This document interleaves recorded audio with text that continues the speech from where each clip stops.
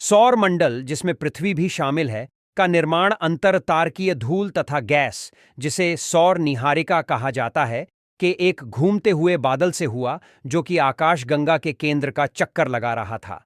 ये big bang 13.7 जिया के कुछ ही समय बाद निर्मित हाइड्रोजन व हीलियम तथा अभिनव तारों द्वारा उत्सर्जित भारी तत्वों से मिलकर बना था।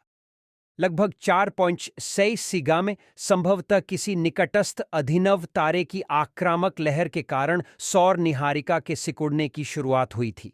संभव है कि इस तरह की किसी आक्रामक तरंग के कारण ही निहारिका के घूमने व कोणीय आवेग प्राप्त करने की शुरुआत हुई हो।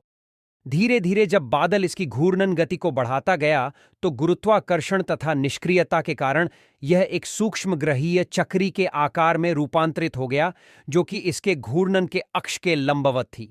इसका अधिकांश भार इसके केंद्र में एकत्रित हो गया और गर्म होने लगा, लेकिन अन्य बड़े अवशेषों के कोणीय आवेग तथा टकराव के कारण सूक्ष्म व्यतिक्रमों का निर्माण हुआ, जिन्होंने एक ऐसे माध्यम की रचना की जिसके द्वारा कई किलोमीटर की लंबाई वाले सूक्ष्म ग्रहों का निर्माण प्रारंभ हुआ, जो कि निहारिका के केंद्र के चारों ओर घूमने लगे।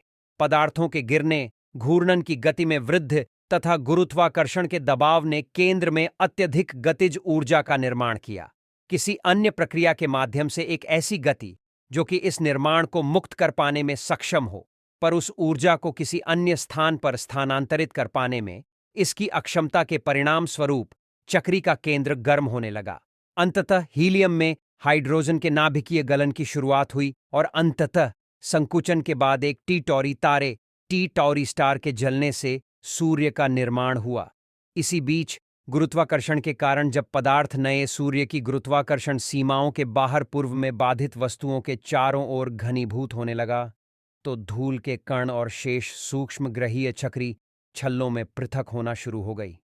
समय के साथ साथ बड़े खंड एक दूसरे से टकराए और बड़े पदार्थों का निर्माण हुआ, जो अंततः सूक्ष्म ग्रह बन गए। इसमें केंद्र से लगभग 150 मिलियन किलोमीटर की दूरी पर स्थित एक संग्रह भी शामिल था, पृथ्वी। इस ग्रह की रचना 1% अनिश्चितता की सीमा के भीतर लगभग 4.4 बिलियन वर्ष पूर्व हुई और इसका अधिकांश भाग 10-20 मिलियन वर्षों के भीतर पूरा हुआ। नवनिर्मित टी टॉरी तारे की सौर वायु ने चक्री के उस अधिकांश पदार्थ को हटा दिया जो बड़े पिंडों के रूप में घनीभूत नहीं हुआ था।